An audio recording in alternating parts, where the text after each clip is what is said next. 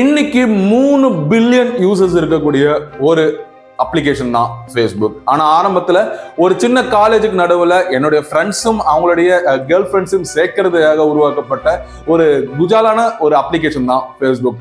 Mark Zuckerberg இதை யோசிக்கிறாரு, காலேஜுக்குள்ள இருக்கிறப்ப யோசிக்கிறாரு.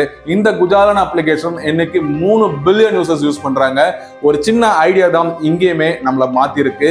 ஃபேஸ்புக் இன்னைக்கு யூஸ் பண்ணாத ஆட்களே கிடையாது. அண்ட் ஒரு காலேஜுக்கு நடுவுல இருக்கிற ஃப்ரெண்ட்ஸை சேர்க்கக்கூடிய ஒரு வேலையை செய்ய ஆரம்பிச்ச இந்த ஃபேஸ்புக் இன்னைக்கு உலகத்துல இருக்கிற யாரை வேணாலும் எங்க வேணாலும் சேர்க்குது.